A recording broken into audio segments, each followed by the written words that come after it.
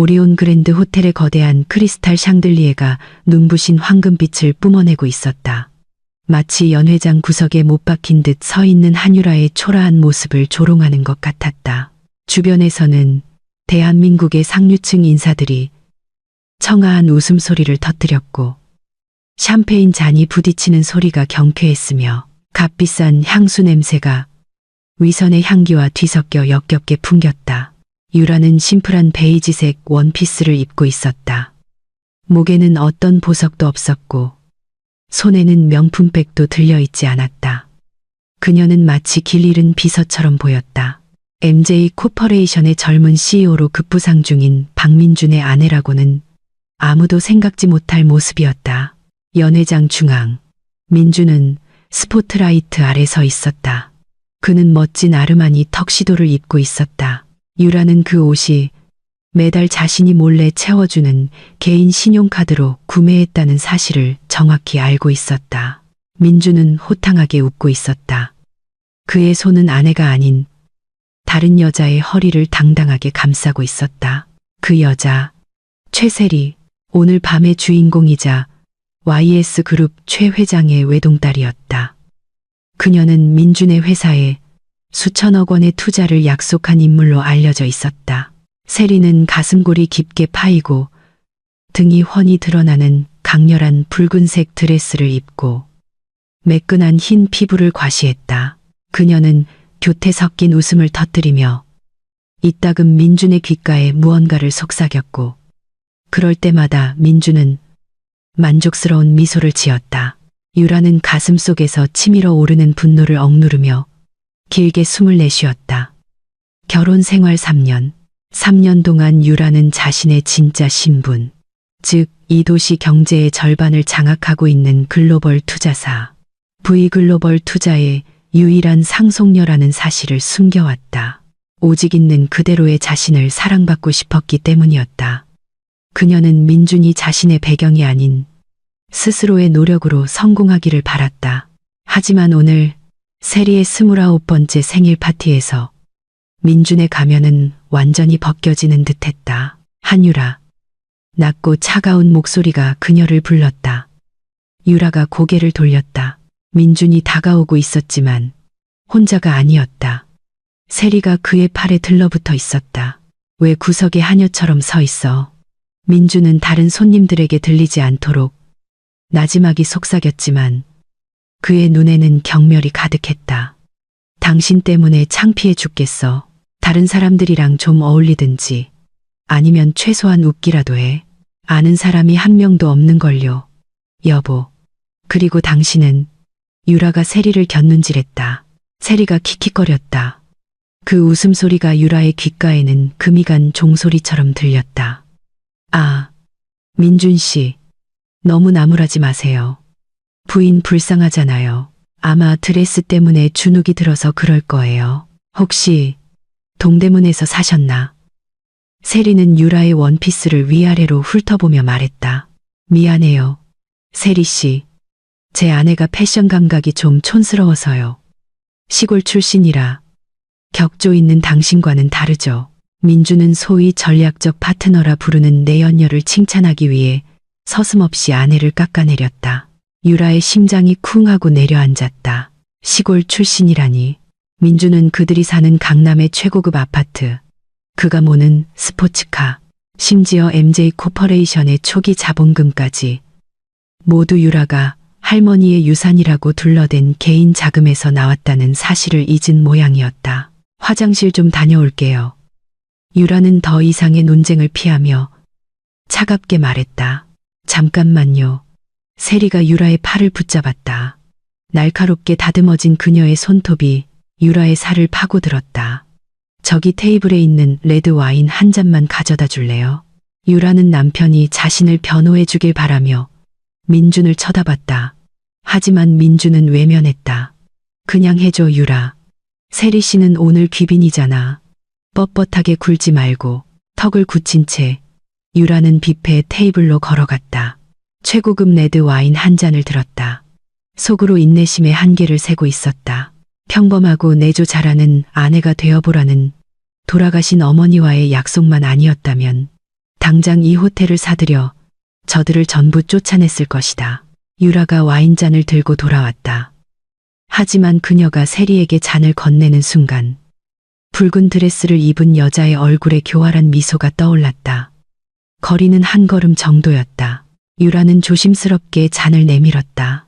갑자기 세리가 예상치 못한 빠른 동작을 취했다. 그녀는 마치 발이 꼬인 것처럼 앞으로 비틀거리더니 고의로 자신의 어깨를 유라의 손에 부딪혔다. 쨍그랑 크리스탈 와인잔이 대리석 바닥에 산산조각이 났다. 진홍색 액체가 세리의 붉은 드레스 위로 쏟아져 축축하고 더러운 얼룩을 만들었다. 색깔 때문에 눈에 잘 띄지는 않았지만 옆에 서 있던 중요한 투자자의 흰 셔츠에도 와인이 튀었다. 낙세리는 마치 연극 배우처럼 과장되게 비명을 지르며 뒤로 물러섰다. 순식간에 연회장이 조용해졌다. 오케스트라의 연주가 멈췄다. 모든 시선이 그들 세 사람에게 쏠렸다. 어머, 세상에. 눈이 따가워. 너무 아파. 세리는 한 방울도 튀지 않은 얼굴을 감싸며 연기했다. 왜 나한테 와인을 부은 거예요? 그녀는 유라를 손가락으로 가리키며 소리쳤다. 유라는 손을 허공에 든 채 그대로 굳어 있었다. 내가 그런 게 아니라 당신이 부딪혔잖아요. 거짓말. 세리는 일부러 목소리를 떨며 말을 잘랐다. 아까 당신 눈빛 봤어. 날 증오의 찬눈으로 쳐다봤잖아. 민준 씨가 내 드레스 예쁘다고 칭찬해서 질투난 거지. 이 미친 여자야. 이 드레스가 얼마짜리인 줄 알아? 파리에서 한정판으로 나온 거야. 내 자존심보다 비쌀걸.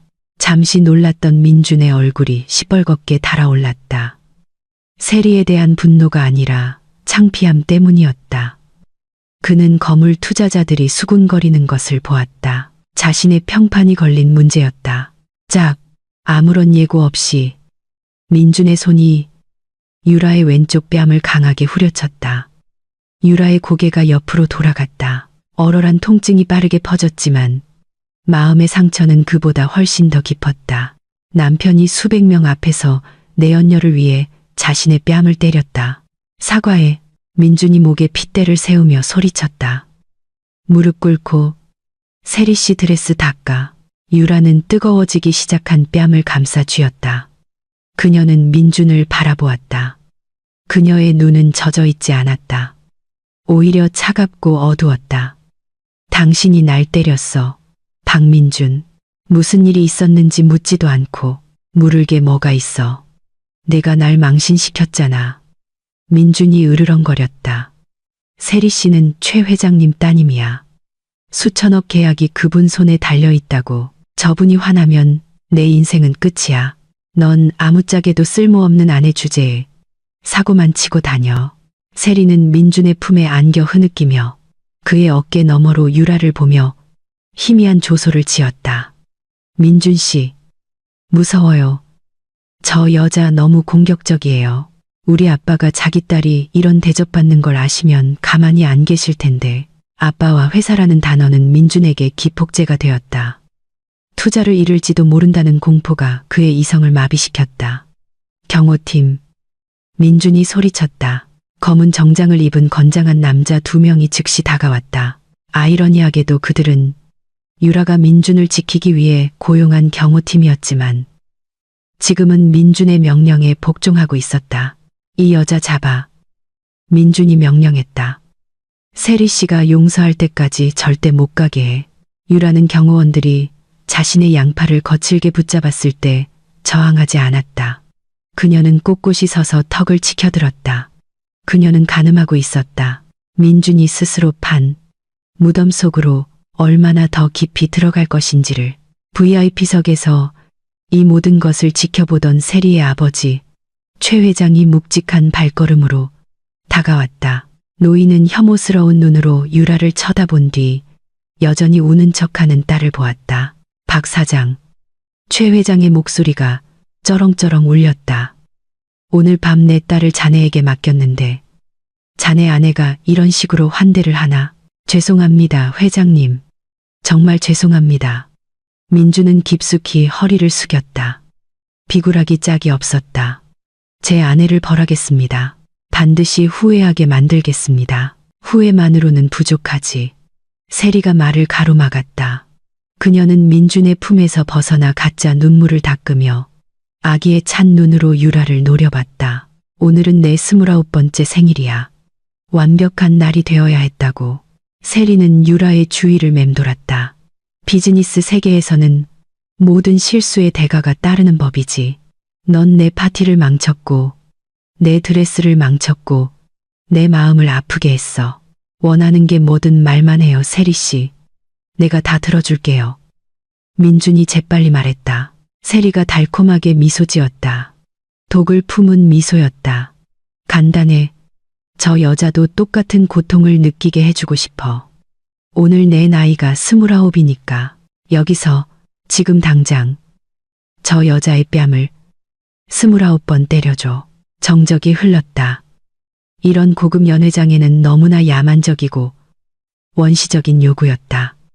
몇몇 손님들이 작게 비명을 질렀지만 누구도 감히 목소리를 내지 못했다. 최 회장의 권력은 거역하기에는 너무나 막강했다.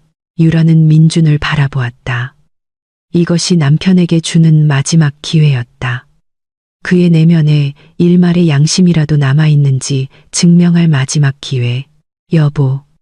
유라가 나지막이 불렀다. 목소리는 차분했지만 날카로웠다. 만약 당신이 이 일을 허락한다면 우리 사이엔 돌아올 다리가 없어. 명심해. 민주는 유라를 보았다가 팔짱을 낀 채 결정을 기다리는 최 회장을 보았다가 마지막으로 토라진 표정의 세리를 보았다. 그의 머릿속에는 주가 그래프와 돈다발 그리고 사회적 지위가 떠올랐다. 시작은 내가 했어. 한유라. 민준의 목소리는 떨렸지만 눈은 차가웠다. 내가 책임져야지. 그러니까 동의한다는 거군요. 유라가 물었다. 실행해. 민준이 경호팀장에게 명령했다. 저 여자를 29번 때려. 세리 씨가 만족할 때까지. 유라가 희미하게 미소 지었다. 그 미소가 너무나 섬뜩해서 경호팀장은 순간 소름이 돋았다. 좋아, 박민준.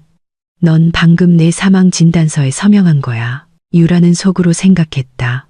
경호팀장은 잠시 망설였다. 그는 유라를 사무실 경호 직원들에게 종종 커피를 사다 주던 예의 바른 여성으로 알고 있었다. 하지만 CEO의 명령은 절대적이었다. 죄송합니다, 사모님. 경호원이 거의 들리지 않을 정도로 작게 속삭였다. 임무를 수행하세요. 유라가 침착하게 대답했다. 숫자는 크게 세어주시고요. 여기 있는 모든 사람이 들을 수 있게요. 세리는 민준이 빼준 의자에 앉았다. 마치 오페라 공연을 관람하는 듯한 자세였다. 그녀는 새로운 와인잔을 들고 한 모금 마셨다. 자, 뭘 기다려요? 내가 셀게요. 하나. 세리가 소리쳤다. 짝. 첫 번째 따귀가 유라의 오른쪽 뺨에 강하게 내리꽂혔다. 유라의 고개가 왼쪽으로 돌아갔다. 거대한 벌에 쏘인 듯 뜨거웠다. 하지만 유라는 비명을 지르지 않았다. 그녀는 즉시 고개를 바로 하고 민준을 똑바로 쳐다보았다. 민준은 시선을 피하며 재킷 단추를 만지작거리는 척했다. 둘, 짝. 이번엔 더 강했다. 유라의 입가가 터졌다. 짭짤한 피맛이 입안에 퍼지기 시작했다. 셋, 짝. 넷, 짝. 따귀 소리는 연회장 전체에 울려 퍼지며 그곳에 있는 모든 사람의 도덕적 타락을 반주하는 끔찍한 리듬이 되었다. 민준의 비즈니스 파트너 중 누구 하나 그녀를 변호하지 않았다. 그들은 모두 최 회장이 두렵거나 혹은 이 잔인한 드라마를 그저 오락거리로 즐기고 있을 뿐이었다. 10번째 따귀가 떨어졌을 때 유라의 뺨은 붉게 부어올랐다. 단정했던 머리카락은 헝클어져 얼굴 일부를 가렸다. 하지만 그녀의 눈, 그 눈은 조금도 깜빡이지 않고 활짝 뜨여 있었다. 자신을 비웃는 모든 얼굴과 남편의 무심한 모든 순간을 기록하고 있었다. 15. 세리가 명랑한 목소리로 외쳤다. 너무 약하잖아. 아저씨, 밥 안 먹었어요. 민준 씨, 저 사람 제대로 못 때리면 해고해요. 더 세게 쳐. 민준이 소리쳤다. 이걸 빨리 끝내고 싶어. 창피하게 만들지 말고. 경호원은 이를 악물고 어쩔 수 없이 더 힘을 실었다. 16번째 따귀는 너무 강해서 유라가 휘청거리다 무릎을 꿇고 말았다. 일어서. 세리가 소리쳤다. 약한 척 연기하지 마. 일어서지 않으면 10대 추가하라고 할 거야. 유라는 빛나는 하얀 대리석 바닥에 피를 뱉었다. 주변의 호화로움과 대조되는 선홍색 피였다. 그녀는 천천히 일어섰다. 다리는 떨렸지만 등은 강철 기둥처럼 꿋꿋했다. 그녀는 민준의 눈동자를 정확히 응시했다. 이번에는 민준도 시선을 피할 수 없었다. 그는 아내의 얼굴에 자신이 만들어낸 파괴의 흔적을 억지로 봐야만 했다. 그리고 순간 민준은 공포를 느꼈다. 동정심 때문이 아니었다. 유라의 시선에 더 이상 고통이 담겨 있지 않았기 때문이다. 그 시선은 텅 비어 있었고 치명적일 만큼 공허했다. 28. 유라의 얼굴은 이미 형체를 알아볼 수 없었다. 양뺨은 보라색 멍으로 가득 찼다. 귀에서는 사이렌이 울리는 것처럼 윙윙거렸지만 의식은 오히려 더 날카로워졌다. 29. 세리가 승리에 찬 목소리로 외쳤다. 짝. 마지막 따귀가 고통스러운 마침표를 찍었다. 유라는 한 걸음 물러섰지만 쓰러지지 않았다. 그녀는 버텨냈다. 다시 정적이 공간을 감쌌다. 경호원의 숨소리가 거칠었다. 때리는 그 자신의 손이 떨리고 있었다. 세리는 천천히 박수를 쳤고 그녀의 친구 몇몇이 뒤를 이었다. 그러자 연회장 전체에서 주저하는 박수 소리가 서서히 퍼져나갔다. 마치 대단한 예술 공연을 관람한 것처럼. 좋았어. 세리가 일어서서 유라에게 다가왔다. 그녀는 유라의 부은 턱을 움켜쥐고 억지로 고개를 들게 했다. 이게 너한테 주는 교훈이야. 주제를 알아야지. 넌 그냥 박민준 인생에 빌붙은 기생충일 뿐이야. 이제 여기서 꺼져. 경치 버리니까. 민준이 다가와 지갑을 꺼내더니 붉은색 지폐 몇 장을 유라를 향해 던졌다. 지폐는 바닥에 흩뿌려졌다. 이건 택시비하고 약값이야. 집에 가. 오늘 밤 나 기다리지 마. 유라는 그 돈을 줍지 않았다. 그녀는 그저 연회장 끝에 걸린 커다란 벽시계를 바라보았다. 저녁 8시 정각. 유라는 손등으로 입가에 피를 닦았다. 그리고 침착하게 머리를 정돈했다. 그 동작이 너무나 우아하고 절제되어 있어서 세리의 미소가 살짝 옅어졌다. 다 끝났어요. 유라가 물었다. 목소리는 쉬어 있었지만 발음은 정적을 가를 만큼 명확하고 날카로웠다. 그래. 끝났으니까 어서 가. 민준이 쫓아내듯 말했다. 유라는 찢어진 원피스 주머니에 손을 넣어 낡은 휴대폰 하나를 꺼냈다. 부자들이 흔히 쓰는 최신 스마트폰이 아니라 검고 투박한 군용 위성 전화기였다. 저게 뭐야? 석기시대 폰이네. 세리가 비웃었다. 유라는 아랑곳하지 않았다. 그녀는 하나의 버튼을 빠르게 눌렀다. 비상 버튼이었다. 네, 여보세요. 유라가 전화를 받았다. 사모님, 비상 신호가 감지되었습니다. 수화기 너머의 목소리는 다급했지만 프로페셔널했다. V글로벌 투자의 운영이사이자 돌아가신 유라 아버지의 오른팔이었던 윤이사의 목소리였다. 윤이사님. 유라는 민준과 세리를 번갈아 보며 말했다. 아마겟돈 프로토콜을 발동시켜요. 타겟은 박민준, MJ 코퍼레이션, YS 그룹 일가, 그리고 오늘 밤 오리온 그랜드 호텔에 있는 모든 관련자들입니다. 민준이 미간을 찌푸렸다. 누구랑 통화하는 거야? 무슨 소리야? 유라는 남편을 무시하고 말을 이었다. 30분 드리죠. 저들을 전부 초토화시켜주세요. 자산 동결, 계약 파기, 모든 주식 회수. 그리고 윤 이사님, 네, 사모님, 옥상에 헬리콥터 준비시키고 우리 최고의 변호사들을 데려오세요. 이 쓰레기들이 알거지가 된 후에 법적으로 처리해야 하니까요. 유라는 전화를 끊었다. 그녀는 휴대폰을 다시 주머니에 넣고 멍든 얼굴로 민준을 향해 섬뜩한 미소를 지었다. 당신들에게 남은 부를 즐길 시간은 30분이에요. 유라가 속삭였다. 제 조언은 지금 당장 제일 비싼 샴페인을 주문하라는 거예요. 30분 뒤에는 생수 한 병 살 돈도 없을 테니까. 미쳤군. 민주는 아내가 구타의 충격으로 헛소리를 한다고 스스로를 애써 납득시키며 불안하게 웃었다. 너 정말 완전히 미쳤구나. 두고 보면 알겠죠, 제 남편. 유라가 나지막이 대답했다. 그녀는 뒤돌아서 출입구를 향해 확고한 걸음으로 걸어 나갔다. 그녀의 등 뒤로 민주는 아무 이유 없이 등줄기에 식은땀이 흐르는 것을 느꼈다. 유리창 밖으로 검은 구름이 몰려오기 시작했다. 진짜 폭풍은 이제 막 시작되고 있었다. 그랜드 볼룸의 문이 천천히 닫히며 방금 전 고문의 장이 되었던 화려한 파티로부터 유라를 분리했다. 안에서는 오케스트라가 다시 연주를 시작했다. 주저하는 듯한 연주였지만 민주는 상황을 수습하려 애썼다. 그는 유라가 남긴 어색한 침묵을 깨기 위해 일부러 큰 소리로 박수를 쳤다. 여러분, 잠시 소란이 있었습니다. 죄송합니다. 민주는 억지로 명랑한 목소리를 냈다. 그는 여전히 언짢은 표정의 셀이 허리를 감쌌다. 제 아내가 요즘 감정 기복이 좀 심해서요. 아이가 생기지 않아 스트레스가 많은 모양입니다. 자, 다 잊고 오늘 밤을 즐깁시다. 모든 분들께 샴페인을 돌리겠습니다. 제 앞으로 계산서를 보내주세요. 억지스러운 환호성이 터져나왔다. 비즈니스 인맥을 위해서라면 도덕쯤은 눈 감아주는데 익숙한 상류층. 손님들은 서서히 원래의 활동으로 돌아갔다. 그들은 춤을 추고 웃고 비싼 카나페를 먹었다.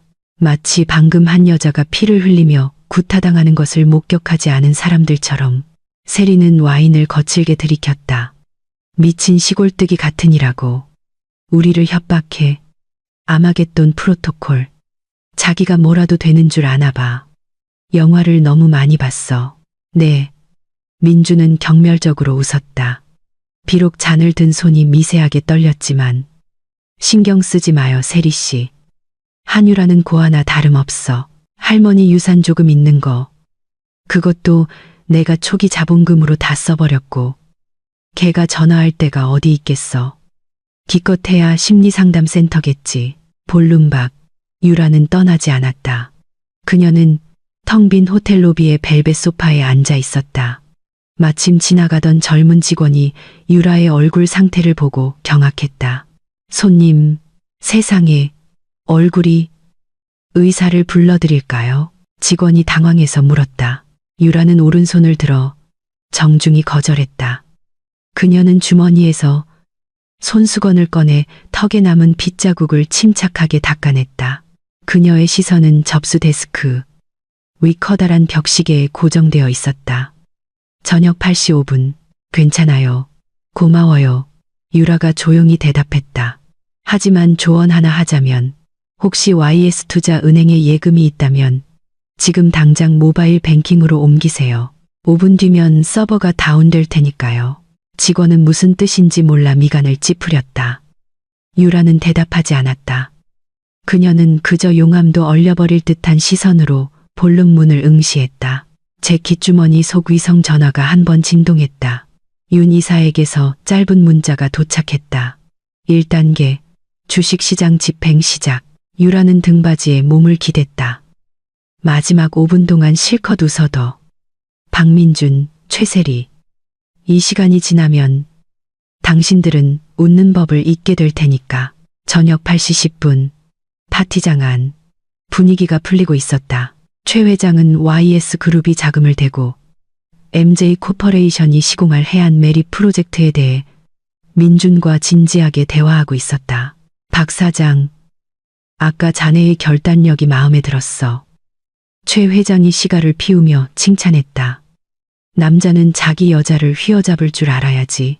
이 프로젝트만 성공하면 내일 아침 자네 회사 주가는 3배로 뛸 걸세. 감사합니다, 회장님. 제가 확실히. 민준의 말이 요란한 전화벨 소리에 끊겼다.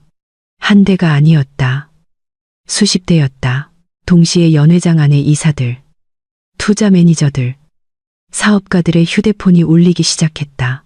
알림음, 벨소리, 진동소리가 유리 테이블 위에서 기묘한 불협화음을 만들어냈다. 민주는 자신의 휴대폰 화면에 뜬 김 부장이라는 이름을 보고 미간을 찌푸렸다. 그는 무시했다. 최 회장과 이야기 중이었으니까. 그러나 다음 순간 볼륨 연문이 거칠게 열렸다. MJ 코퍼레이션의 김 부장이 창백한 얼굴로 뛰어들어왔다. 넥타이는 삐뚤어져 있었고 셔츠는 땀으로 흠뻑 젖어 있었다. 그는 예의도 없이 손님들 사이를 헤치고 달려왔다. 사장님, 사장님.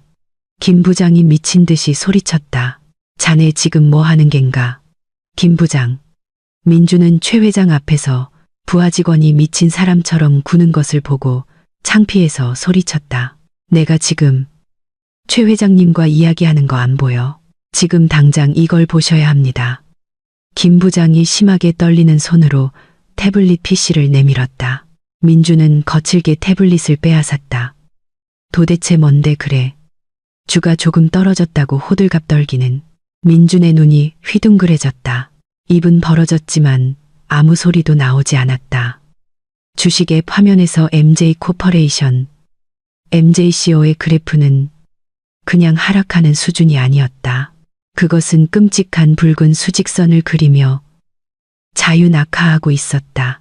우리 주식이 7분 만에 40% 폭락했습니다. 사장님, 김 부장의 목소리가 거의 울먹이며 떨렸다. 대량 매도 사태입니다. 누군가 수백만 주의 우리 주식을 시장의 기준가 이하로 던져버렸습니다. 시장 알고리즘이 패닉에 빠졌고 개인 투자자들도 따라서 매도하고 있습니다. 저희 지금 하한가를 연달아 맞고 있습니다. 누구야? 대체 누가 그렇게 많은 주식을 한꺼번에 팔 수 있는 거야? 민준이 소리쳤다. 그게 문제입니다, 사장님.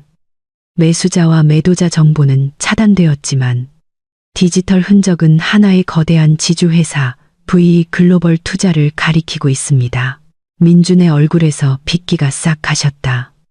V 글로벌 투자. 그곳은 비즈니스 세계의 고래였다. 작은 나라의 경제 운명까지 결정할 수 있다고 알려진 미스터리한 투자회사. 그런 곳에서 왜 MJ 코퍼레이션 같은 작은 회사를 공격한단 말인가? 민준이 생각에 잠길 틈도 없이 옆에 있던 최 회장이 갑자기 와인잔을 떨어뜨렸다. 쨍그랑. 노인은 눈을 부릅뜬 채 자신의 휴대폰을 보고 있었다. 말도 안 돼. 그가 중얼거렸다. 우리 주력 공장, 안산에 있는 우리 주력 공장이. 아빠, 무슨 일이야? 세리가 분위기에 긴장을 느끼기 시작하며 물었다. 최 회장은 살기 어린 눈으로 민준을 노려봤다. 내 비서가 방금 전화했어. 검찰과 금융감독원이 방금 우리 YS 그룹 본사를 압수수색했다고 하네. 5분 전에 익명으로 제보된 탈세와 자금 세탁 증거가 있다면서. 회사 모든 계좌가 동결됐어. 패닉이 바이러스처럼 퍼지기 시작했다. 다른 손님들도 휴대폰을 확인하기 시작했다. 바 구역에서 우연히 켜져 있던 국영방송의 속보 뉴스는 두 가지 큰 소식을 나란히 보여주고 있었다. YS 그룹 금융 스캔들 폭로와 MJ 코퍼레이션 주가 증시에서 폭락. 저녁 8시 18분. 그랜드 볼륨의 혼란은 걷잡을 수 없이 커졌다. 음악은 완전히 멈췄다. 방금 전까지 민준과 세리에게 아첨하던 손님들은 이제 그들을 피하기 시작했다. 마치 두 사람이 전염병 환자인 것처럼.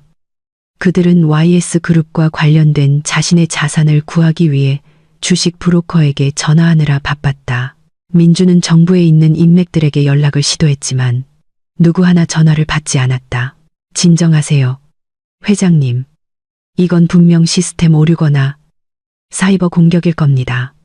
민주는 숨이 가빠지기 시작한 예비 장인을 진정시키려 애썼다. 제가 물류업체에 연락해 보겠습니다. 우리의 실물 경제는 아직 괜찮습니다. 우리 프로젝트는 안전합니다. 민주는 MJ 코퍼레이션의 운영을 뒷받침하는 최대 물류 회사의 하사장 번호를 눌렀다. 네, 하사장님. 다행히 받으셨네요. 도움이 필요합니다. 안 좋은 소문이 다시는 저에게 연락하지 마십시오. 박 사장님. 수화기 너머의 목소리는 차갑고 딱딱했다. 무슨 말씀이십니까? 저희 트럭들은 모두 철수 중입니다.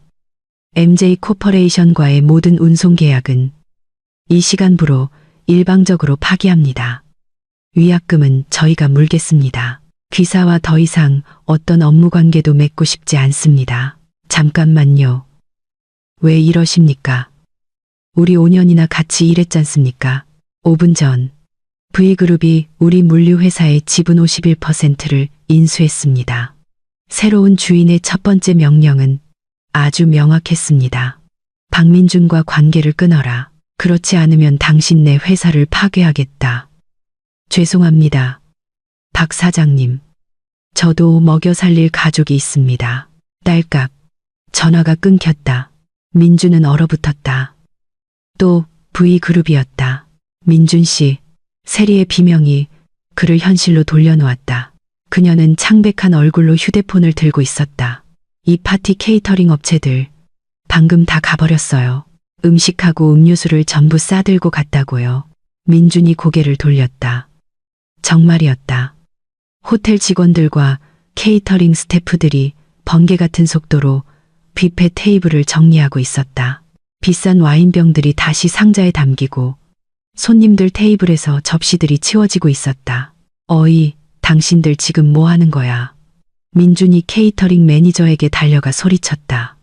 이 행사는 내가 전부 지불했다고. 음식을 가져갈 순 없어.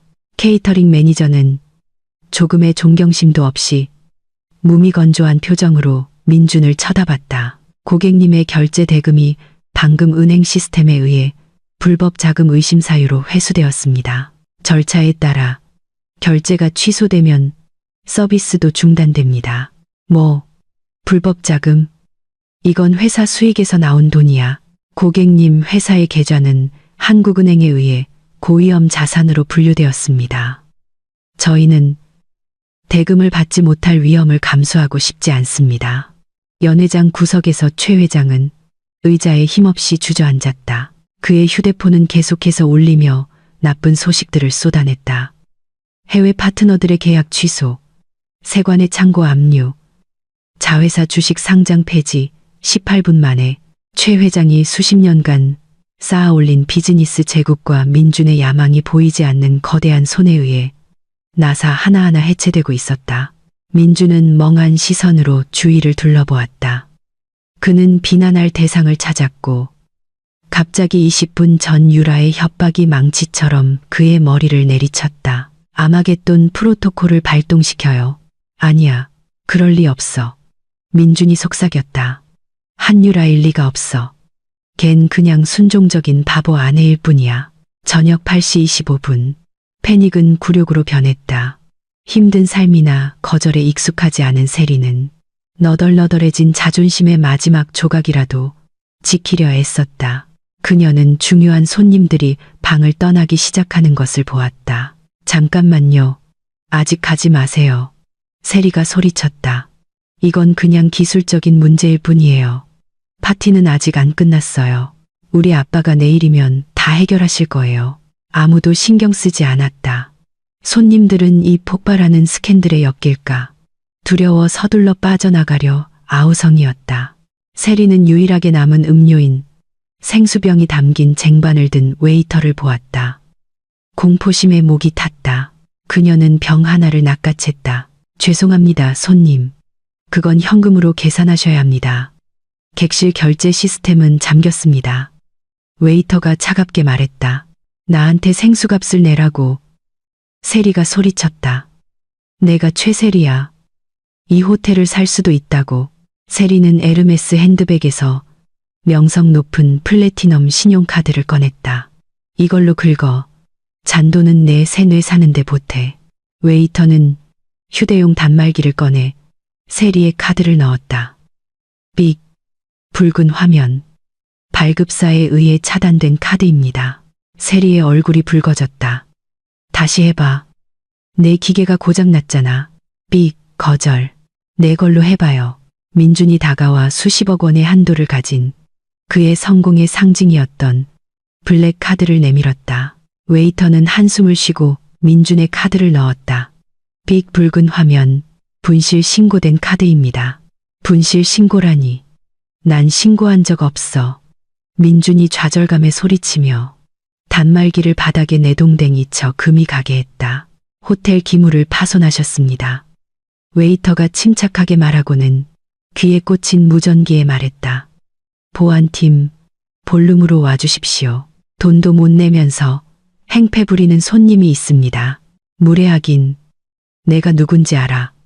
내가 박민준이야. 이 행사의 주최자라고. 박민준 씨. 묵직한 목소리가 입구 쪽에서 끼어들었다. 모두가 고개를 돌렸다. 오리온 호텔의 총지배인 스미스라는 이름의 키 큰 백인 남성이 4명의 호텔 보안 요원과 함께 들어서고 있었다. 평소 스미스는 대통령이나 국빈을 맞이할 때만 모습을 드러냈다. 민주는 약간의 안도감을 느꼈다. 스미스 씨, 다행입니다. 이 웨이터를 해고해 주십시오. 저를 망신시켰습니다. 그리고 손님들에게 당신네 시스템에 오류가 있었다고 설명해 주세요. 스미스는 미소 없이 민준을 쳐다봤다. 그의 시선은 차갑고 사무적이었다. 저희 시스템은 정상입니다.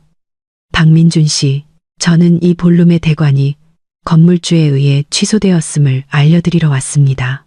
무슨 소리요? 난 자정까지 빌렸는데 임차인이 부동산의 이미지를 훼손하는 범죄나 스캔들에 연루될 경우 즉시 퇴거 조치할 수 있다는 계약서의 긴급 조항을 건물주께서 사용하셨습니다. 스미스가 설명했다.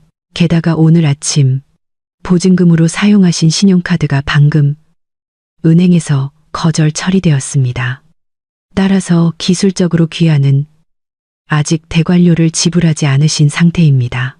이 건물 주인이 누구요? 이리 오라고 하시오. 내가 현금으로 2배를 주겠소. 민주는 지갑에 현금 한 푼 없다는 것을 알면서도 허세를 부렸다. 스미스는 손목시계를 흘끗 보았다. 저녁 8시 29분. 운이 좋으시군요, 박민준 씨. 스미스가 미묘한 비꼼을 담아 말했다. 건물주께서 방금 로비에 도착하셨습니다. 자신의 자산을 점검하고 해충들이 깨끗이 청소되었는지 확인하고 싶어 하시는군요. 밖에서 헬리콥터 프로펠러 소리가 윙윙거리며 다가와 볼룸의 유리창을 흔들었다. 그 소리는 마치 복수를 위해 다가오는 전쟁 기계의 소리처럼 들렸다. 저녁 8시 30분 정확한 시간이었다. 높이 4m에 달하는 볼룸의 정문이 자동으로 활짝 열렸다. 뼈를 애는 듯한 차가운 밤 공기가 불어들어왔다. 완전한 정적. 전화기에 대고 울던 최 회장마저 입을 다물었다. 발소리가 들렸다. 한 사람이 아니었다. 여러 사람이었다. 먼저 옥깃의 V자 모양의 금색 핀을 단 말끔한 검은 정장 차림의 남자 6명이 들어섰다. 그들은 당당하게 걸어 들어와 좌우로 도열하며 길을 열었다. 대한민국에서 가장 비싼 로펌의 엘리트 변호사 팀이었다. 그 뒤를 이어 강한 위엄을 풍기는 중년 남성 윤이사가 걸어 들어왔다. 그의 손에는 젓갈색 가죽, 서류 가방이 들려 있었다. 그리고 그들 중앙으로 한 여자가 걸어 들어왔다. 그녀는 더 이상 찢어지고 더러워진 값싼 베이지색 원피스를 입고 있지 않았다. 이제 그녀는 권력을 발산하는 날카로운 재단의 아이보리색 블레이저, 정장, 실크 소재의 바지, 그리고 대리석 바닥에 또각, 또각, 또각, 단호한 소리를 내는 크리스찬, 루브탱 하이힐을 신고 있었다. 얼굴은 여전히 멍들어 있었고, 입가는 찢어져 있었지만, 머리는 단정하게 풀어 뺨에 상처 일부를 가렸다. 그녀의 눈에는 더 이상 순종적인 아내의 흔적이 없었다. 오직 먹이 사슬 최상위 포식자의 눈빛만이 존재할 뿐이었다. 한유라, 민주는 다리에 힘이 풀려 한 걸음 물러섰다.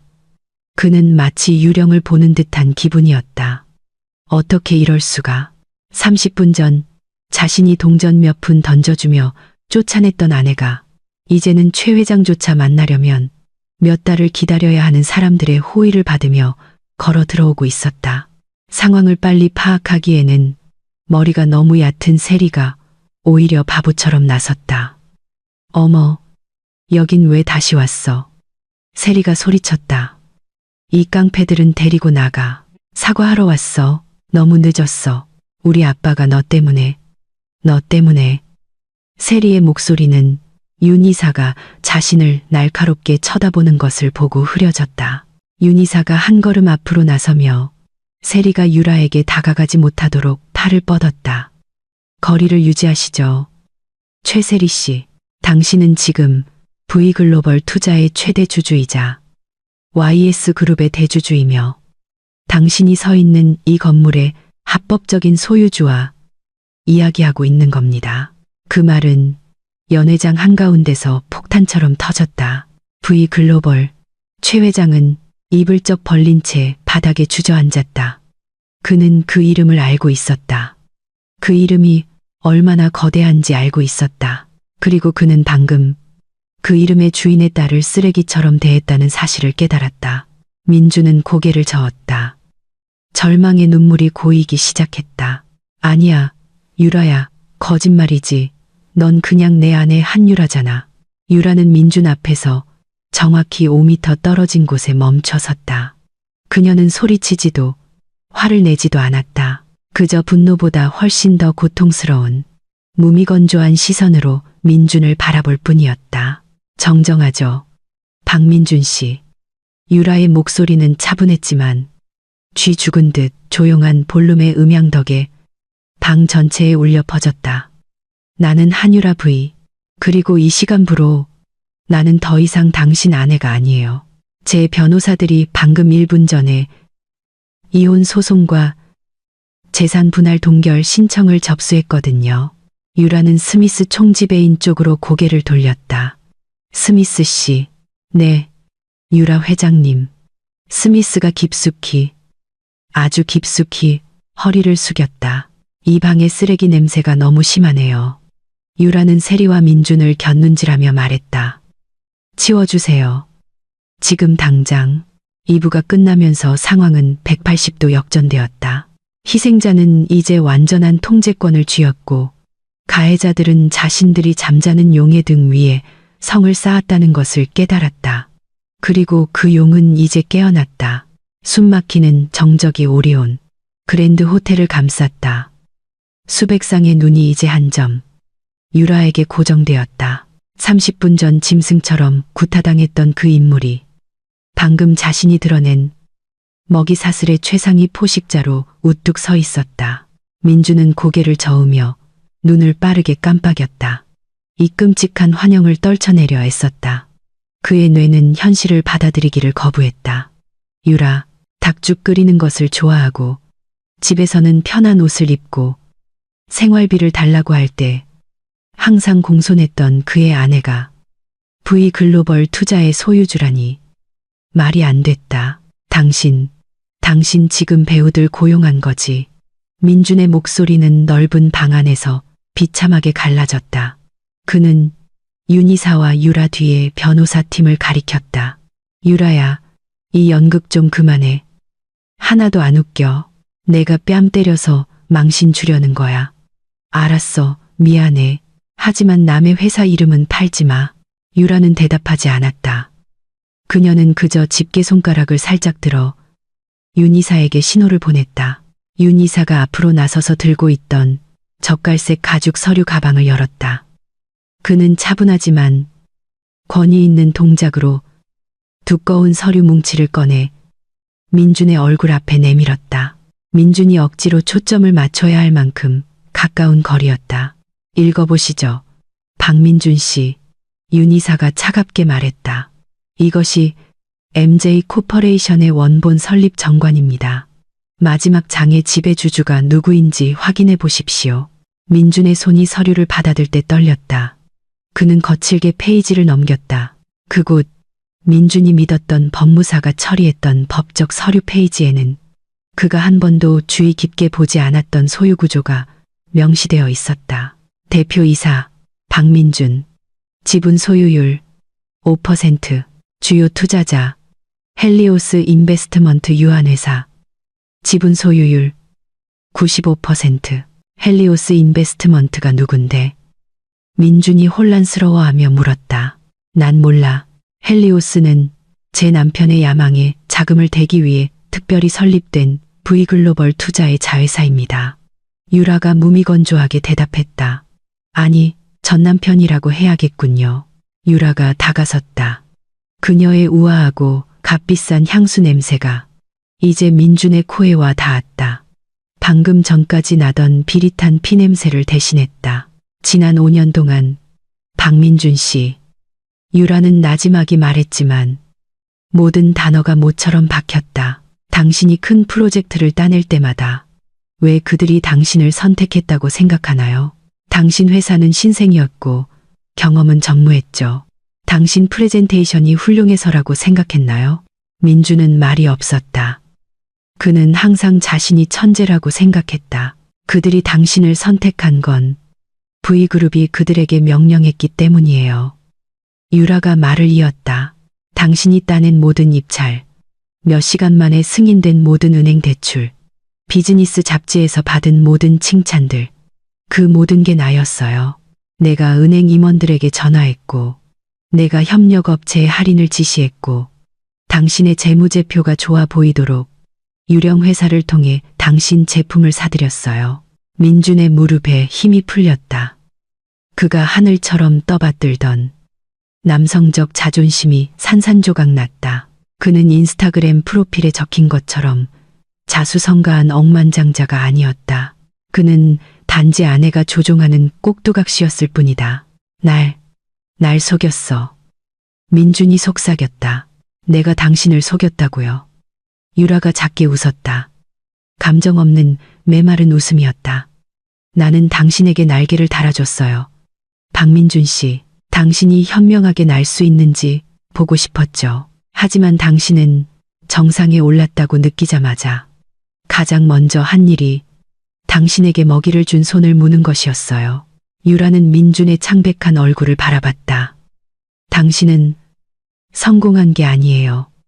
그냥 나와 결혼해서 운이 좋았던 것뿐이고 당신의 행운은 오늘 밤으로 끝났어요. 헛소리 집어치워. 날카로운 비명이 긴장을 깼다. 충격으로 조용히 있던 세리가 이제 분노와 수치심으로 얼굴이 붉어져 나섰다. 그녀는 무시당하는 것, 특히 방금 자신이 고문했던 여자에게 무시당하는 것을 참을 수 없었다. 네가 누군지 상관 안 해. 세리가 유라의 얼굴을 손가락질하며 소리쳤다. 네가 부자라고 주장한다고 해서 방금 여기서 망신당했다는 사실이 지워질 것 같아. 네가 뺨 맞는 영상 벌써 인터넷에 퍼졌을걸. 모두가 네가 약한 여자라는 걸 안다고. 유라가 천천히 세리 쪽으로 고개를 돌렸다. 그녀의 시선이 바뀌었다. 민준을 볼 때는 실망감이었다면 세리를 볼 때는 순수한 혐오감이었다. 윤 이사님, 유라가 불렀다. 프로젝터 켜세요. 네, 회장님. 무대 중앙의 거대한 스크린. 방금 전까지 세리 공주님의 29번째 생일을 축하합니다. 라는 문구와 함께 세리의 자아도취적인 사진 슬라이드쇼를 보여주던 화면이 갑자기 깜빡이며 꺼졌다. 잠시 후 화면은 은행 시스템과 디지털 포렌식 데이터 인터페이스로 다시 켜졌다. 여러분, 유라의 목소리가 무대를 완전히 장악하며 울려 퍼졌다. 구경 좋아하시죠? 아까는 제가 고문당하는 구경을 즐기셨으니 이제 제가 좀 더 교육적인 구경거리를 보여드리겠습니다. 화면에 복잡하지만 명확한 자금 흐름도가 나타났다. 이것은 최세리 씨의 아버지의 YS그룹 재무감사 자료입니다. 유라가 설명했다. 지난 3년간 최 회장은 딸의 사치스러운 생활비를 대기 위해 직원들의 퇴직, 연금, 2천억 원을 횡령했습니다. 손님들 사이에서 충격의 웅성거림이 터져나왔다. 바닥에 주저앉아 있던 최 회장은 가슴을 부여잡았다. 그의 가장 어두운 비밀이 순식간에 드러났다. 화면이 바뀌었다. 이제는 채팅 기록과 이체 증거가 나타났다. 그리고 이건 유라가 가리켰다. 세리 씨가 3명의 비즈니스 평론가에게 돈을 보내 민준 씨의 경쟁사를 깎아내리는 가짜 뉴스를 쓰게 한 증거입니다. 세리 씨는 언론에 비친 비즈니스의 여신이 아니에요. 그저 무능한 로비스트일 뿐이죠. 저거 세리가 미친 듯이 소리쳤다. 그녀는 무대를 향해 달려가 거대한 스크린을 자신의 작은 몸으로 가리려 했다. 어리석고 헛된 행동이었다. 유라는 멈추지 않았다. 그리고 당신을 위해서 박민준 씨. 화면이 다시 바뀌었다. 이번에는 V글로벌 투자의 공식 직인이 찍힌 디지털 문서가 나타났다. 이것은 불명의 해고 통지서입니다. 유라가 큰 소리로 읽었다. MJ 코퍼레이션과 헬리오스 인베스트먼트 간의 협력 계약 제45조에 따라 중대한 윤리 위반이 발생할 경우 투자자는 경영진을 교체할 권리가 있다. 한유라 부인은 이 자리에 모인 서울의 엘리트들을 증인으로 삼아 박민준 당신을 MJ 코퍼레이션의 CEO직에서 해고함을 선언합니다. 모든 편의시설, 즉 차, 사택, 신용카드, 건강보험이 회수됩니다. 민준은 세상이 빙빙 도는 것을 느꼈다. 안 돼. 그건 내 회사야. 우리 회사라고 정정하죠. 유라가 말했다. 내 회사예요. 내가 95%의 지분을 가졌으니 내 결정은 절대적이죠. 당신은 해고됐어요. 박민준 씨, 이 시간부로 효력이 발생합니다. 짐 싸서 나가세요. 아, 잠시만. 당신은 사무실에 개인 물품이 하나도 없겠군요. 모든 사무실 자산은 회사 비품이니까. 민주는 주위를 둘러보았다. 그의 비즈니스 친구들, 그를 칭찬하던 사람들이 이제는 휴대폰으로 이 장면을 녹화하고 있었다. 카메라 플래시가 폭풍의 번개처럼 터졌다. 민준의 망가진 얼굴은 내일 아침 헤드라인을 장식할 것이다. 성공한 기업가로서가 아니라 아내에게 해고당한 사기꾼으로서 이럴 순 없어. 민준이 중얼거렸다. 전 CEO가 아니라 실업자죠. 유라가 차갑게 말을 잘랐다. 그리고 V그룹의 블랙리스트에 올랐으니 앞으로 동네 커피숍 수준의 회사조차 당신을 고용하지 않을 거라고 장담해요.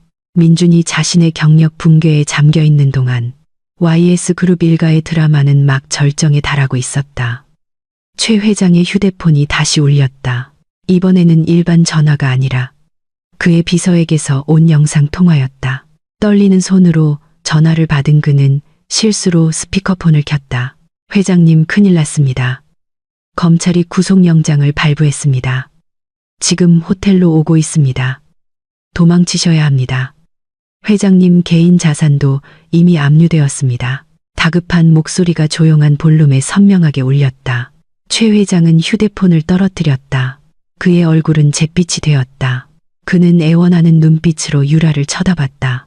그의 오만함의 마지막 흔적마저 사라졌다. 노인은 기다시피, 정말로 기다시피 유라의 발치로 다가갔다. 유라, 회장님, 한유라 회장님. 최 회장의 목소리는 눈물로 젖어 쉬어 있었다. 용서해 주십시오. 저는 몰랐습니다.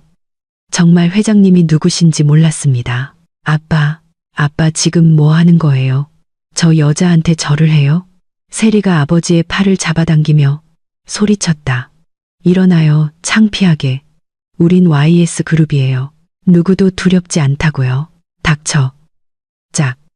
최 회장이 세리의 뺨을 때렸다. 그 따귀는 너무 강해서 세리는 바닥에 나뒹굴었다. 와인으로 더러워진 그녀의 붉은 드레스는 더욱 구겨졌다. 세리는 뺨을 감싸 쥐고 믿을 수 없다는 듯 아버지를 쳐다봤다. 아빠, 너 때문이야. 최 회장은 딸에게 분노를 터뜨렸다. 네가 29대를 때려달라는 그 미친 요구 때문에 네가 우리를 망쳤어. 네가 오만하지만 않았더라면, 네가 아까 그를 그냥 가게 뒀더라면 우리가 이렇게 망하지는 않았을 거야. 최 회장은 다시 유라의 발치에 엎드렸다. 회장님, 제발 고소를 취하해 주십시오. 무엇이든 하겠습니다. 세리를 경찰에 넘기겠습니다. 회장님 발이라도 닦겠습니다. 제발 저를 거덜나게만 하지 말아 주십시오. 저는 늙었습니다. 그 광경은 참으로 아이러니했다. 모두가 두려워하던 재벌 총수가 자신의 남은 재산을 지키기 위해 친딸을 팔아넘기고 있었다. 유라는 자신의 신발에 닿으려는 최 회장의 손을 피해 한 걸음 물러섰다. 최 회장님, 유라가 차갑게 말했다. 이 파멸의 원인을 따님에게 돌리시는군요. 참 재밌네요. 따님을 그렇게 제멋대로인 괴물로 키운 건 당신 아닌가요? 방금 전 그 폭행이 당신 눈앞에서 일어나도록 허락한 것도 당신이었고요. 유라는 바닥에서 울고 있는 세리를 보았다가 다시 최 회장에게 시선을 돌렸다. 당신들 둘 다 똑같아요. 배가 가라앉으니 서로를 잡아먹는군요. 도둑들 사이에 의리란 없죠. 윤 이사님, 유라가 명령했다. 최 회장의 부패 증거가 방금 전 그의 자백 녹음과 함께 검찰에 확실히 전달되도록 하세요. 그리고 언론에도 사본을 보내고요. 네, 회장님. 안 돼. 최 회장이 울부짖다가 극심한 쇼크로 인한 가벼운 심장마비로 기절했다.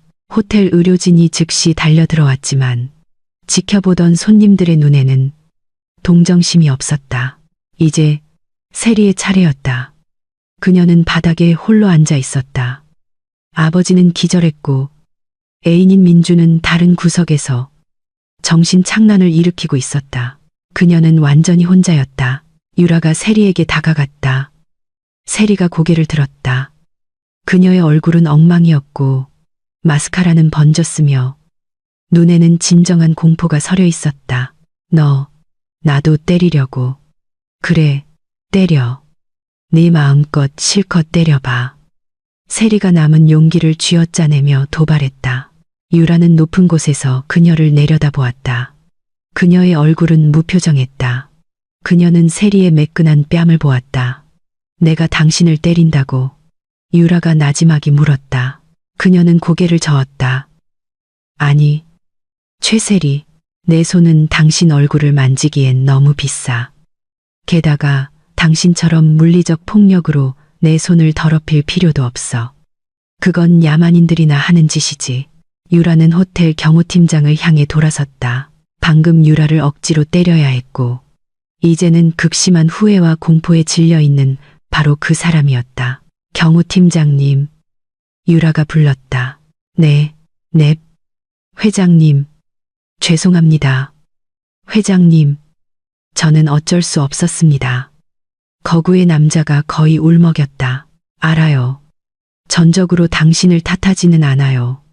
하지만 당신도 도덕적 용기에 대해 배울 필요는 있겠군요. 유라가 단호하게 말했다. 자, 오늘 밤 당신의 마지막 임무입니다. 이 여자를 끌어내세요. 뭐? 세리의 눈이 커졌다. 내 건물에서 끌어내라고요. 유라의 목소리가 권위로 가득 차 한 옥타브 높아졌다. 허락 없이 들어와 소란을 피우고 분위기를 망쳤으니 쓰레기를 처리하듯 처리하세요. 알겠습니다, 회장님. 실수를 만회하고 싶었던 경호원은 즉시 세리의 팔을 움켜쥐었다. 나 혼자 걸을 수 있어. 세리가 소리쳤다. 침입자에게는 혼자 걷는 길이 없습니다. 경호원이 거칠게 말했다. 그는 세리를 일으켜 세운 뒤 출구를 향해 반쯤 뛰다시피 끌고 갔다. 민준 씨, 나 좀 도와줘. 민준 씨. 세리가 소리쳤지만 민준은 돌아보지도 않았다. 그는 꺼진 휴대폰 화면을 보며 혼잣말을 중얼거릴 뿐이었다. 유라는 세리가 손님들 사이를 뚫고 끌려가는 것을 지켜보았다. 그녀의 비싼 드레스는 의자 다리에 걸려 찢어졌고 하이힐 한쪽이 벗겨졌다. 세리는 미친 사람처럼 발버둥치고 비명을 질렀다. 손님들은 코를 막고 그 수치스러운 순간을 촬영하며 길을 비켜주었다. 그랜드 볼룸 출구에서 경호원은 세리를 호텔 로비로 내던졌다. 세리는 로비 카펫 위로 굴렀다. 마침 윤이사의 익명 제보를 받고 막 도착한 연예부 기자들 무리 바로 앞이었다. 찰칵, 찰칵, 찰칵. 카메라 플래시의 빛이 엉망이 된 세리에게 쏟아졌다. 최세리 씨, 아버지가 체포되었다는 게 사실입니까? 최세리 씨, 파산했다는 게 사실입니까? 안에서 벌어진 폭행 영상에 대해 한 말씀 해주시죠. 세리는 손으로 얼굴을 가리며 히스테릭하게 울었다. 그녀의 29번째 생일밤은 몰락하고 미쳐버린 재벌딸의 얼굴이 모든 가심, 뉴스 포털을 장식하는 것으로 끝났다. 볼룸 안에서 유라는 긴 숨을 내쉬었다. 하나는 끝났다. 이제 마지막 하나가 남았다. 박민준, 그는 여전히 방 중앙에 서 있었지만 작아 보였다. 어깨는 축 처졌고 시선은 공허했다. 세리가 사라지고 최 회장이 실려 나간 것을 깨달았을 때 그는 유라를 돌아봤다. 그곳에 유일하게 꿋꿋이 서 있는 사람이었다. 교활하고 조작적인 민준의 뇌가 마지막 탈출구를 찾으려 애썼다. 그는 유라의 얼굴을 보았다. 자신의 소행으로 멍든 얼굴. 갑자기 그의 머릿속에 미친 생각이 떠올랐다. 유라는 날 사랑해. 유라는 3년이나 나와 함께 했어. 분명 아직 사랑이 남아있을 거야. 민주는 억지 미소를 지었다. 비참한 미소였다. 자기야. 민준이 부드럽게 부르며 다가가려 했다. 윤이사가 막으려 했지만 유라가 손을 들어 제지했다. 내버려둬요. 민주는 눈물을 글썽이며 다가섰다. 유라야, 미안해. 내가 잠시 미쳤었나 봐. 야망에 눈이 멀었어. CEO로서 받는 업무 스트레스가 얼마나 심한지 알잖아. 내가 스트레스가 많았어. 날 유혹한 건 세리였어. 그 여자가 날 강요했다고. 민주는 유라의 손을 잡으려 했다. 날 봐. 나 내 남편. 민준 오빠잖아. 우리 좋은 추억도 많았잖아, 응? 옛날에 자취방에서 둘이라면 끓여 먹던 거 기억나? 네가 내 등 마사지해줬던 거. 나 아직 네가 날 사랑하는 거 알아. 우리 이거 다시 시작할 수 있어. 당신의 부와 나의 능력으로. 우린 아시아에서 가장 강력한 커플이 될 수 있어. 우리 처음부터 다시. 아니, 그러니까 우리 함께 다시 시작하자. 유라는 손을 빼지 않았다. 민준이 잡게 내버려 두었다. 민준의 손은 차갑고 땀에 젖어 있었다. 민준 씨. 유라가 부드럽게 말했다. 아까 나 때렸을 때 기억나요? 내 얼굴이 그 계약서만큼 가치 없다고 했죠. 민준은 침을 삼켰다. 그건 그냥 순간적인 감정이었어. 진심이 아니었어. 진심이었어요.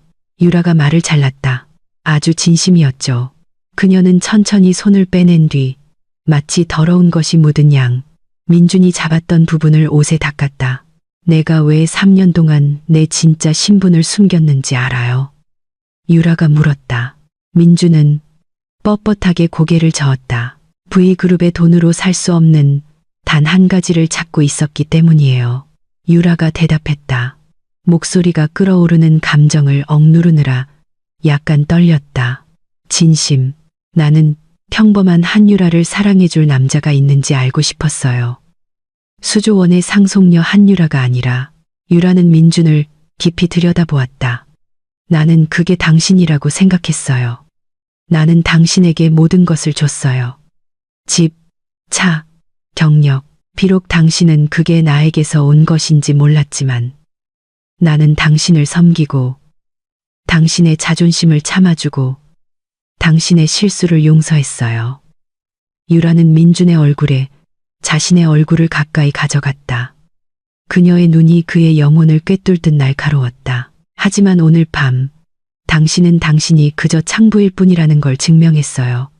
박민준 씨, 당신은 비즈니스 계약을 위해 아내를 팔았고 다른 여자를 위해 자존심을 팔았죠. 하지만 난 변할 수 있어. 기회를 줘. 민준이 유라의 다리를 붙잡고 무릎을 꿇었다. 날 떠나지 마. 나 아무도 없어. 재산은 동결됐고 내 이름은 더러워졌어. 나한텐 너밖에 없어. 유라야, 당신은 날 가진 적 없어요. 유라가 차갑게 말했다. 그녀는 민준의 어깨를 발로 찼다. 세게 차지는 않았지만 균형을 잃은 그를 뒤로 넘어뜨리기엔 충분했다. 당신은 내 돈을 사랑했지. 날 사랑한 게 아니야. 그리고 이제 그 돈이 나한테 있다는 걸 아니까 갑자기 날 다시 사랑하게 된 거겠지. 역겨워. 유라는 민준에게 등을 돌렸다. 그녀는 윤 이사와 변호사 팀에게 신호를 보냈다. 가시죠. 신선한 공기가 필요해요. 여기는 쓰레기 냄새가 나네요. 유라는 확고한 걸음으로 출구를 향해 걸어갔다.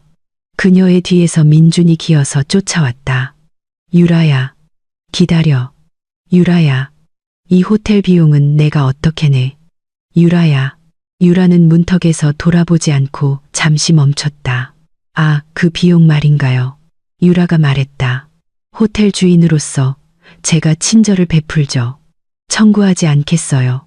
하지만 그 대신 당신은 가정폭력 및 회사 자산 횡령 미수 혐의로 경찰에 신고될 거예요. 경찰이 지금 로비 앞에서 기다리고 있어요. 유치장에서 남은 밤을 즐기세요. 전 남편. 그 말을 끝으로 유라는 밖으로 나갔다. 그랜드 볼룸의 문이 천천히 닫히며 빛과 어둠을 갈라놓았다. 안에서는 1시간 전 세상을 다 가진 듯 했던 박민준이 이제 넓은 대리석 바닥 한가운데 홀로 앉아 장난감을 잃은 어린아이처럼 울부짖고 있었다. 멀리서 경찰차 사이렌 소리가 다가오고 있었다. 그의 가짜 왕국은 완벽하게 무너졌다. 경찰서의 타일 바닥은 차가웠다. 하지만 지금 민준의 마음만큼 차갑지는 않았다. 그는 좁은 취조실의 쇠의자에 앉아 있었다. 양손은 책상에 수갑으로 채워져 있었다. 비싼 재킷은 벗겨졌고 넥타이는 사라졌으며 흰 셔츠는 땀으로 얼룩져 구겨져 있었다. 그의 앞에는 형사가 아닌 유라가 고용한 로펌의 무뚝뚝한 얼굴을 한 변호사가 앉아 있었다. 박민준 씨. 변호사가 책상 위에 서류 뭉치를 내려놓았다. 제 이름은 김 변호사입니다. 제 의뢰인 한유라 부회장님을 대리하여 오늘 밤 2가지 일을 처리하러 왔습니다. 가정폭력, 범죄 증거 제출과 이혼 서류 서명입니다. 내 아내랑 얘기하고 싶어. 민준이 목이 쉬었음에도 소리쳤다. 유라 불러와. 이건 부부싸움이야. 경찰이 끼어들 필요 없어. 김 변호사는 얕보는 듯한 희미한 미소를 지었다. 그는 태블릿 PC를 켰다. 부부싸움이라 그 정의를 한번 보죠. 영상이 재생되었다. 오리온 그랜드 호텔의 고화질 CCTV 녹화 영상이었다. 그곳에는 민준이 명령을 내리고 그 유라가 반복해서 뺨을 맞는 장면이 선명하게 담겨 있었다. 따기 소리는 맑고 고통스럽게 들렸다. 15분 전에 법의학 의사의 진단서가 나왔습니다. 김 변호사가 말을 이었다. 한유라 회장님은 안면부 연조직 손상, 코뼈의 경미한 균열, 그리고 심각한 정신적 충격을 입었습니다. 이 영상 증거와 수백 명의 목격자가 있으니 당신은 중상해 죄로 최대 5년의 징역형에 처해질 수 있습니다. 민준의 얼굴이 창백해졌다. 하지만 그 여자가 시킨 거야. 세리가 시켰다고. 아, 최세리 씨 말입니까? 그분 역시 폭행 교사 및 강요 혐의로 고발 조치되었습니다. 하지만 박민준 씨, 당신은 남편입니다. 아내를 보호할 법적 의무가 있지. 비즈니스 고객을 기쁘게 하려고 샌드백으로 만들 의무는 없습니다. 김 변호사가 펜을 내밀었다. 여기에 서명하십시오.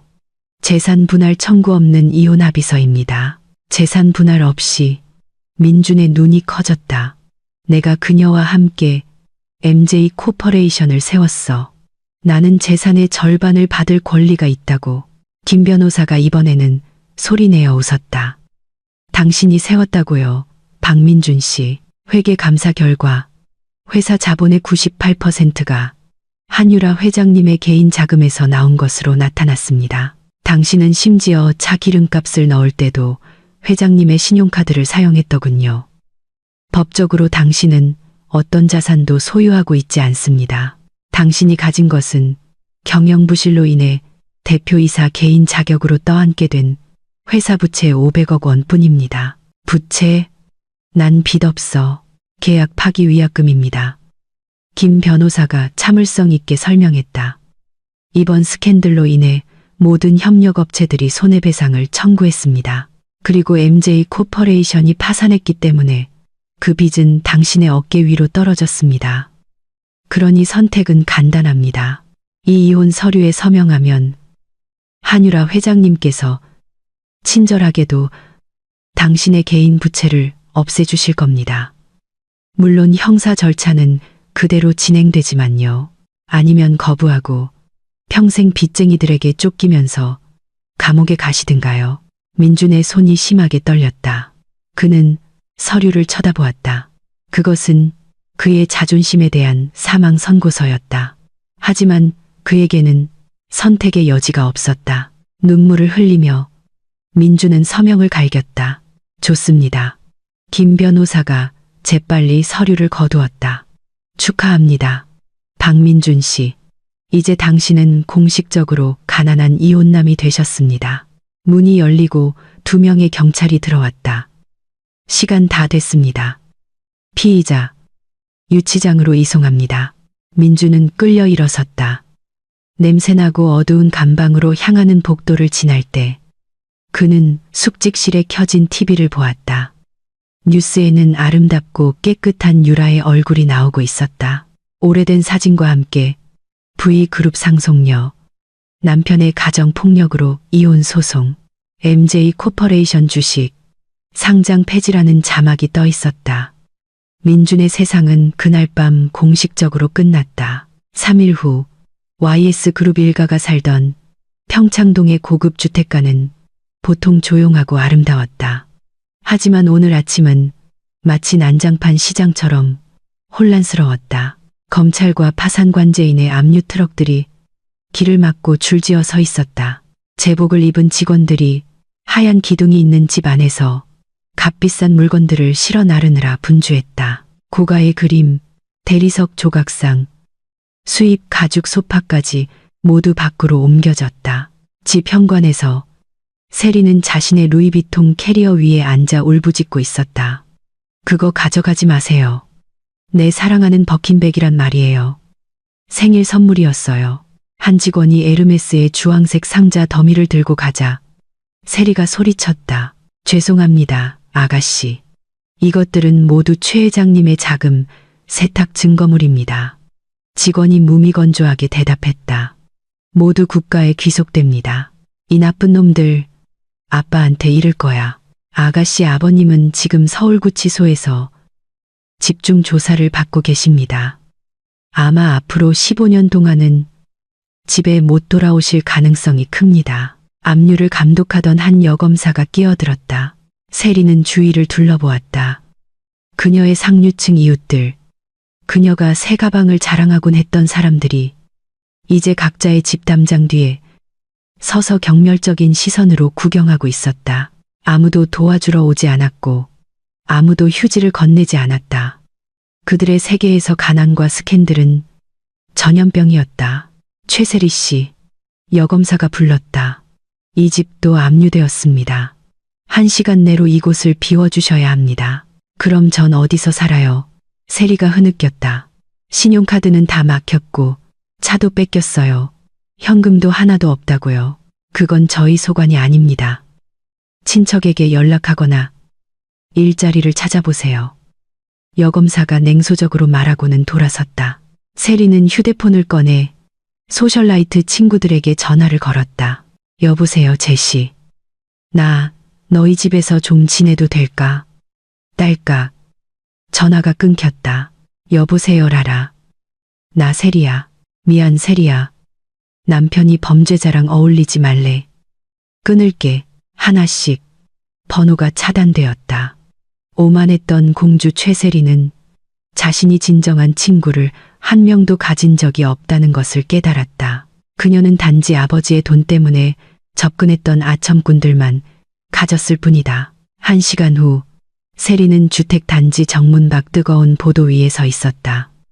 루이비통 캐리어마저 부패 자금으로 구매한 것으로 밝혀져 압수당했다. 그녀는 갈아입을 옷 몇 벌이 든 배낭 하나만 들고 있었다. 배가 고팠다. 주머니를 뒤져보니 5만 원짜리 한 장이 나왔다. 예전에는 발렛 파킹 팁으로도 부족했던 돈이었다. 지금 이것이 그녀의 전 재산이었다. 고급 승용차 한 대가 천천히 지나갔다. 뒷좌석 창문이 살짝 내려갔다. 세리는 에어컨이 나오는 차 안에서 자신을 쳐다보는 유라의 비서 윤 이사의 얼굴을 보았다. 버스 터미널까지 태워다 드릴까요? 최세리 씨.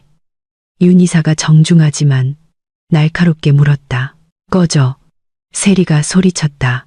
윤 이사는 고개를 끄덕였다. 알겠습니다. 행운을 빌죠. 아, 그리고 한 회장님께서 메시지를 전해달라고 하셨습니다. 뜨거운 아스팔트 위를 걷는 기분이 29번의 따기보다 더 고통스럽지 않나요? 차창이 다시 올라갔다. 차는 희미한 배기가스를 남기고 떠났다. 세리는 서울의 무자비한 햇볕 아래 홀로 울며 보도 위에 주저앉았다. 시간은 행복한 자에게는 빠르게 흐르고 고통받는 자에게는 느리게 기어간다. 민주는 서울 서부의 한 상가 거리 길가에 앉아 있었다. 몸은 말랐고 얼굴은 꾀죄죄했으며 관리 안 된 수염으로 뒤덮여 있었다. 그는 겨드랑이에 구멍이 난 낡은 티셔츠를 입고 있었다. 그 재앙의 밤 이후 6개월이 지났다. 민주는 국선 변호사가 초범이라는 이유로 가명을 호소한 덕에 8개월 징역형을 선고받고 2주 전에 막 출소했다. 하지만 감옥이 바깥 세상보다 나았다. 감옥에서는 공짜 밥이라도 나왔다. 여기서는 굶주렸다. 민주는 여기저기 일자리를 알아보려 애썼다. 처음에는 관리직, 그 다음에는 평사원, 그 다음에는 사무보조. 마침내 그는 식당 설거지 일이라도 하려 했다. 하지만 박민준이라는 이름은 신용불량과 경찰의 범죄 기록에 이미 올라 있었다. 더 심각한 것은 유라가 V그룹을 통해 모든 대기업의 인사과 네트워크에 은밀한 권고를 내렸다는 점이다. 박민준을 고용하는 자는 V그룹의 적이 된다. 아무도 그 위험을 감수하려 하지 않았다. 사장님, 설거지 자리 있나요? 민준이 한 백반집 주인에게 물었다. 주인 아주머니는 그를 의심스러운 눈으로 쳐다봤다. 신분증 줘봐요. 민주는 낡아빠진 신분증을 건넸다. 아주머니는 신분증의 이름을 보고 민준의 얼굴을 쳐다봤다. 갑자기 그녀의 눈이 커졌다. 그녀는 휴대폰을 꺼내 유튜브를 열고 아내 폭행한 재벌 남편이라는 제목의 바이럴 영상과 민준의 얼굴을 대조했다. 세상에, 당신 그 남자 맞지? 아주머니가 역겹다는 듯 소리쳤다. 내 연녀 때문에 아내 팬 그 인간. 아주머니, 저는 밥이 필요해서 가. 내 가게에 당신 같은 남자들이기 싫어. 재수 없어. 아주머니는 설거지 물통에 더러운 물을 민준의 발에 뿌렸다. 민준은 뒤로 물러섰다. 신발이 흠뻑 젖었다. 주위 사람들이 웅성거리며 모여들었고 몇몇은 휴대폰을 꺼내 녹화했다. 저기 박민준이다. 어이, 아내 때리는 놈. 돌이나 던져버려. 민준은 달렸다. 그는 좁은 골목길을 따라 전력을 다해 달리며 사람들의 비난을 피했다. 숨이 찼고 눈물이 땀과 뒤섞였다. 그는 마침내 한 전자제품 가게 앞에 멈춰섰다. 진열장 유리 너머로 커다란 평면 TV가 2026 비즈니스 어워드 생방송을 중계하고 있었다. 화면에는 유라가 연단에 서 있었다. 그녀는 이전보다 더 아름답게 빛나고 있었다. 유라는 우아한 남색 이브닝 드레스를 입고 황금 트로피를 들고 있었다. 화면의 자막에는 한유라 V.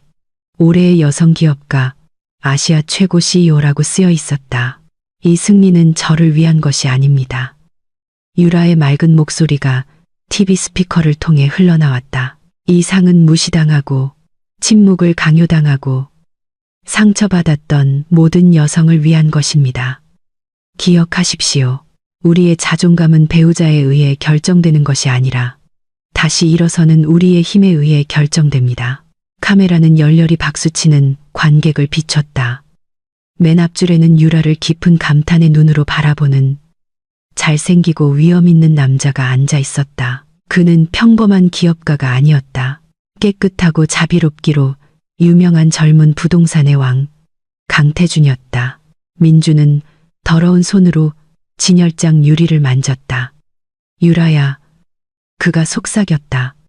저기 내가 있어야 했는데 저건 내 자리였어. 후회가 너무나 강하게 가슴을 쳐서 숨이 막힐 것 같았다. 그는 돈을 잃은 것이 아니었다. 그는 자신이 가졌던 최고의 여자를 잃었다. 자신을 왕으로 만들어줄 수 있었던 여자. 하지만 그는 공주의 옷을 입은 거지를 위해 그녀를 버렸다. 멀리서 민주는 편의점 유니폼을 입은 마른 여자가 가게 앞을 쓸고 있는 모습을 보았다.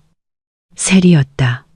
화장기 없는 초췌한 얼굴은 10년은 더 늙어 보였다. 세리는 길 건너편에서 민준을 보았다. 그들의 눈이 마주쳤다. 과거 그들의 시선은 욕망과 오만으로 가득했다. 지금은 증오만이 남아 있었다. 세리는 땅에 침을 뱉고는 고개를 돌렸다. 자신의 몰락의 원인이라고 생각하는 남자를 보고 싶지 않다는 듯. 민주는 고개를 숙이고 서울의 밤, 어둠 속으로 발걸음을 질질 끌며 사라졌다. V타워 50층. 유라는 거대한 유리창을 마주한 자신의 회장 의자에 앉아 서울의 야경을 내려다보고 있었다. 그녀의 책상 위에는 더 이상 어지러운 서류 더미가 없었다. 모든 것이 그녀의 리더십을 반영하듯 효율적으로 정리되어 있었다. 문에서 노크 소리가 났다. 윤 이사가 허브차를 들고 들어왔다. 어젯밤 연설 축하드립니다. 회장님. 오늘 아침 우리 주가가 12% 상승했습니다. 윤 이사가 자랑스럽게 미소 지으며 보고했다. 고마워요. 윤 이사님. 유라가 부드럽게 대답했다. 그녀는 단둘이 있을 때만 그를 아버지처럼 존경하는 의미로 이사님 대신 아저씨라고 부를 때도 있었다. 그들은 어떻게 지내요? 윤 이사는 그들이 누구를 의미하는지 알았다. 박민주는 영등포 쪽 다리 밑에서 지내고 있습니다. 가끔 시장에서 짐꾼 일을 하지만 몸이 약해서 자주 쫓겨난다고 합니다. 최세리는 경기도 외곽의 편의점에서 야간 근무를 합니다. 월급은 그녀 명의로 된 아버지의 빚을 갚느라 계속 깎이고 있다고 합니다. 유라는 천천히 고개를 끄덕였다. 그녀의 얼굴에는 사악한 승리의 미소가 아닌 안도감만이 있었다. 됐어요. 더 이상 그들을 괴롭히지 마세요. 남은 인생은 삶이 그들을 가르치겠죠. 쓰레기를 증오하는데 에너지를 낭비하고 싶지 않아요. 알겠습니다, 회장님. 아, 밖에 손님이 와 계십니다. 강태준 씨입니다. 유라의 눈이 살짝 빛났다. 들여보내세요. 아리아는 편안하지만 품격 있는 회색 정장 차림으로 들어왔다. 그는 작은 상자를 들고 있었는데 보석이 아니라 유라가 가장 좋아하는 떡 케이크였다. 아시아 최고의 CEO가 마라톤 회의 후에 당 보충이 필요할 것 같아서요. 아리아가 농담하며 케이크를 책상 위에 놓았다. 유라가 청아하게 웃었다. 민준과 함께하는 동안 오랫동안 잃어버렸던 웃음이었다. 우리 부동산 합병 제안을 승인해달라고 뇌물 주는 건가요? 그 제안서는 완벽해서 뇌물이 필요 없습니다. 아리아가 유라의 책상 앞 의자에 앉아 그녀를 강렬하게 쳐다봤다. 이 케이크는 이따가 나와 저녁 식사를 해달라는 뇌물입니다. 비즈니스 얘기 말고 그냥 저녁 식사요. 더 깊이 알고 싶은 친구로서 유라는 아리아를 보았다. 그의 눈에서 진심을 보았다. 아리아는 처음부터 유라가 누구인지 알고 있었다. 가정폭력의 희생자에서 비즈니스 거물로 일어선 이혼녀. 아리아는 그녀의 과거를 두려워하지 않았고 그녀의 부에 위축되지도 않았다. 그냥 저녁 식사만요? 유라가 도전적으로 물었다. 그리고 아마 팝콘 먹으면서 재미없는 영화도 볼 수 있겠죠. 아리아가 덧붙였다. 유라가 미소 지었다. 좋아요. 7시에 데리러 와요. 그날 밤 서울에는 이슬비가 내렸다. 유라는 V타워 로비에 서서 아리아의 차를 기다리고 있었다. 그녀는 유리에 비친 자신의 모습을 보았다. 얼굴의 상처는 최고의 치료 덕분에 흉터 하나 없이 완전히 사라졌다. 하지만 한때 뻥 뚫렸던 마음의 상처는 이제 강한 흉터 조직으로 변해 있었다. 그녀는 더 현명해졌고 더 강인해졌다. 그녀는 숫자 29를 떠올렸다. 예전에는 그 숫자가 굴욕의 상징이었다. 세리의 나이 29을 위한 29번의 따기. 29번 짓밟힌 그녀의 자존심. 하지만 이제 유라는 그 숫자를 재해석했다. 그녀는 29 희망재단을 설립했다. 가정폭력 피해, 여성들이 법적 도움, 안전한 거처, 그리고 경제적 자립을 위한 사업 자금을 얻도록 돕는 비영리 단체였다. 6개월 만에 그녀의 재단은 290명의 여성을 비슷한 운명에서 구해냈다. 그녀는 자신의 고통을 다른 사람들을 위한 힘으로 바꾸었다. 최고의 복수는 적을 파괴하는 것이 아니라 너무나 행복하고 성공해서 적의 존재가 더 이상 중요하지 않게 되는 것이다. 아리아의 검은색 벤틀리가 로비 앞에 멈춰 섰다. 아리아가 우산을 들고 내려 유라에게 다가와 그녀를 빗방울로부터 보호했다. 준비됐나요, 여왕님? 아리아가 물었다. 준비됐어요. 유라가 대답했다. 차에 타기 전 유라는 길 건너편을 잠시 쳐다봤다. 희미한 가로등 불빛 아래 한 마른 남자가 가게 처마 밑에서 무릎을 끌어안고 비를 피하고 있는 모습을 보았다. 남자는 텅 빈 시선으로 V타워를 바라보고 있었다. 민준이었다. 그것은 진정한 내면의 작별의 순간이었다. 민준은 유라가 자신보다 훨씬 나은 남자와 함께 고급차에 타는 것을 보았다. 유라는 민준을 이미 끝난 과거로 보았다. 유라는 더 이상 분노를 느끼지 않았다. 그저 연민을 느꼈을 뿐이다. 손에 다이아몬드를 쥐고도 유리 조각을 위해 그것을 버린 사람에 대한 연민. 유라는 차 안으로 들어갔다. 문이 방음 처리되어 닫히며 안의 따뜻함과 밖의 차가운 밤을 분리했다. 출발하죠. 아리아가 운전사에게 말했다. 차는 수도의 도로를 가르며 나아갔다. 유라는 넓고 환하게 펼쳐진 앞길을 바라보았다. 그녀는 29번의 따귀, 30분의 긴장, 그리고 6개월의 회복을 거쳤다. 이제 더 이상의 카운트다운은 없었다. 오직 온전히 자신의 것인 미래를 향한 카운트업만이 있을 뿐이었다.